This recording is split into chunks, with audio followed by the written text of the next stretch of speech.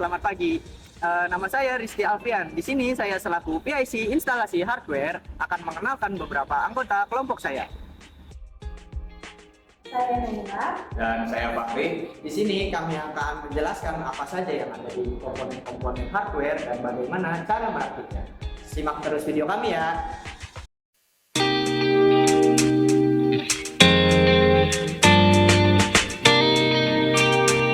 Halo teman-teman, pada kesempatan kali ini kita akan membahas secara detail komponen-komponen yang membentuk sebuah personal komputer dengan spesifikasi lengkap. Fokus pada fungsi spesifik setiap komponennya ya. Intel i3 2100 3,10 GHz. Fungsi utama prosesor adalah mengeksekusi instruksi dan menjalankan perhitungan. Prosesor Intel i3 2100 memiliki fungsi dan tugas khusus, yaitu menjalankan sistem operasi, mengelola data dan instruksi dari setiap aplikasi, mengatur koordinasi antar komponen hardware, melakukan kalkulasi matematis, dan menerjemahkan input pengguna menjadi perintah yang dapat dipahami oleh komputer. Dengan kecepatan 3,10 GHz, prosesor ini mampu memproses sekitar 3,1 miliar siklus per detik, mendukung tugas komputasi dasar seperti pengelolaan dokumen, browsing, dan aplikasi ringan menjadi lebih cepat.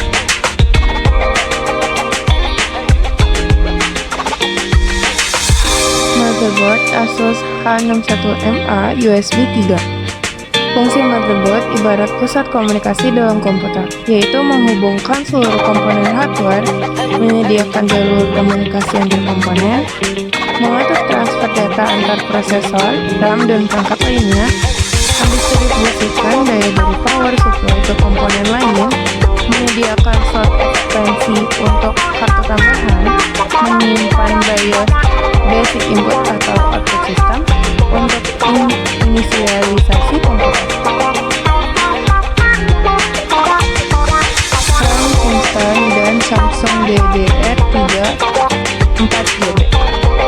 Fungsi RAM, Random Access Memory, sangat kritis dalam sistem komputer, yaitu menyimpan data sementara yang sedang aktif diproses, mempercepat akses data dibandingkan HDD, menyediakan ruang kerja instan untuk aplikasi yang sedang berjalan, menyimpan data sistem operasi yang sedang aktif, memungkinkan multitasking dengan menyimpan beberapa aplikasi dalam waktu bersamaan. VGA AMD Radeon HD 6452 GB. Kartu grafis memiliki fungsi spesifik dalam pemrosesan visual, yaitu mengelola semua output grafis, menerjemahkan data digital menjadi sinyal visual, merender gambar, video, dan animasi, mendukung akselerasi hardware untuk aplikasi desain dan bimbingan, mengurangi beban prosesor dalam pemrosesan grafis.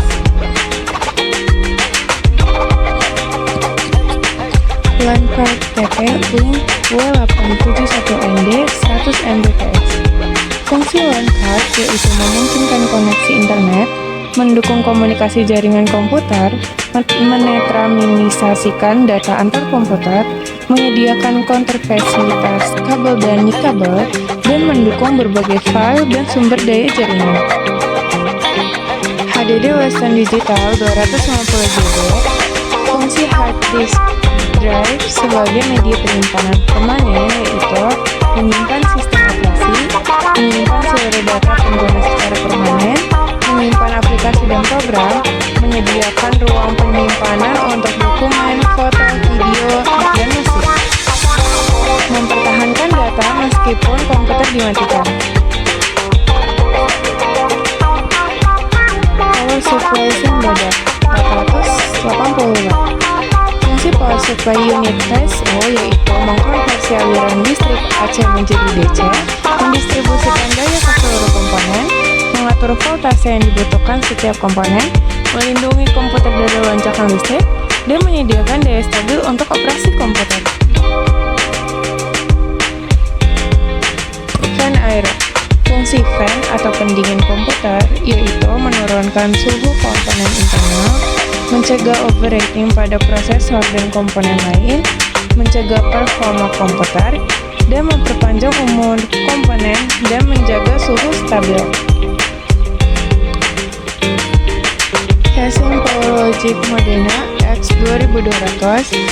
Fungsi casing komputer meliputi melindungi komponen install dari debu dan kerusakan fisik, menyediakan struktur untuk pemasangan komponen, mendukung sirkulasi udara untuk pendinginan, mengurangi kebisingan, dan menjaga komponen dari benturan dan guncangan.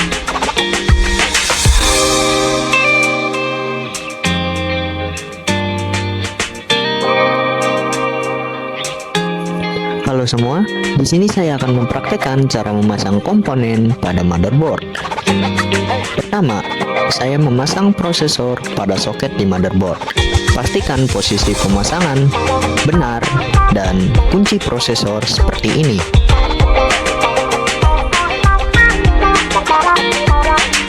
Setelah itu, berikan pasta pada bagian atas prosesor seperti ini.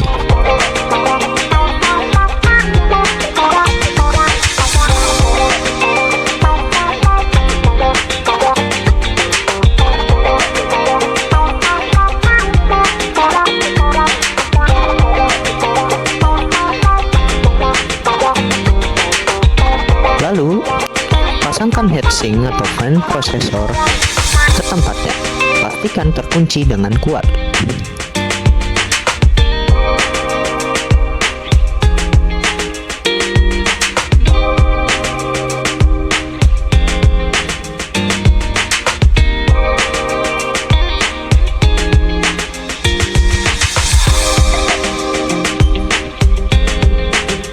Setelah itu, pasang kepingan RAM yang tadi telah disiapkan sebelumnya pada bagian slot thumb.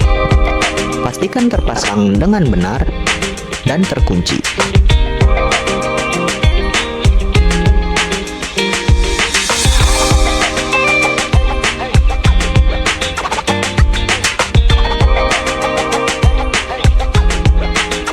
Kita lanjut ke tahap berikutnya. Letakkan motherboard di dalam casing. Posisikan dengan benar. Lalu pasang baut pada motherboard agar terkunci pada casing.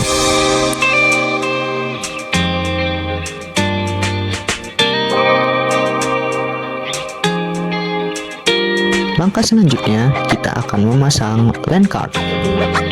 Pasangkan LAN card pada port PCI X2 di bagian bawah, lalu kunci dengan baut.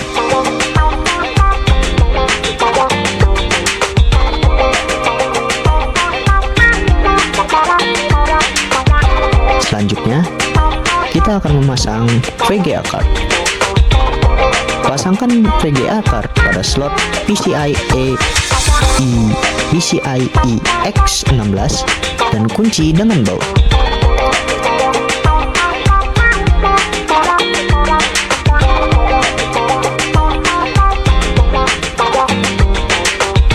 Setelah itu, pasang power supply ke dalam casing. Pasang baut power supply dan pastikan terkunci dengan benar.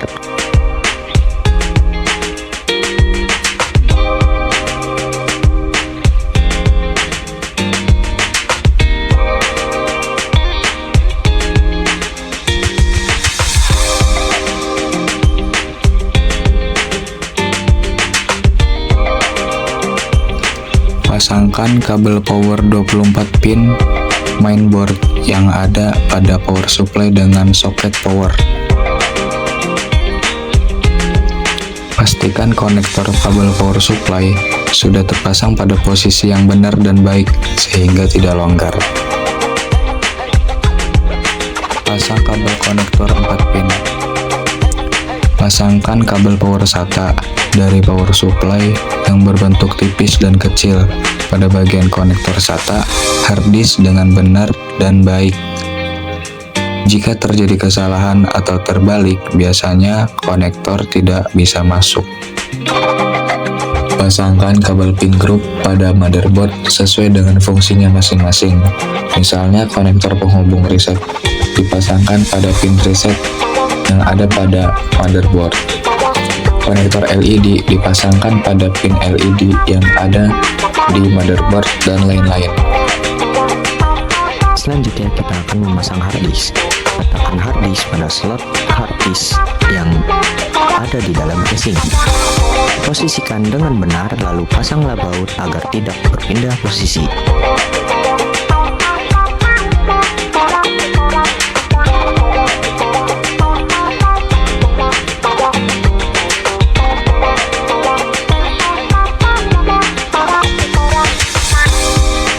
Pasangkan kabel interface SATA harddisk yang bagian satu konektornya dipasangkan dengan slot konektor primer pada mainboard dan satu konektor lainnya dipasangkan dengan slot interface SATA yang terdapat pada harddisk.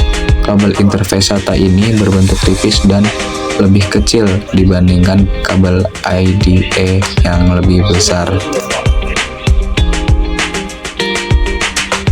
Pasangkan fan cooling pada casing. Pastikan terkunci dengan benar menggunakan baut.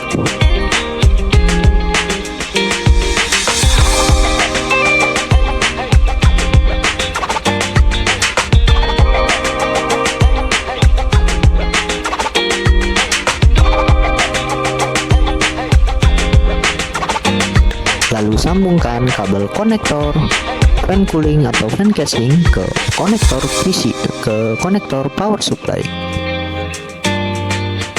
Baik, selanjutnya kita akan melakukan POS, Power on Self Test. Setelah merakit sebuah komputer, kita harus memastikan bahwa komputer yang kita rakit itu berfungsi dengan benar. Di sini saya akan mempraktekannya dengan menyalakan komputer. Apabila tampilan pada monitor komputer masuk ke BIOS, maka perakitan komputer kita kali ini berhasil.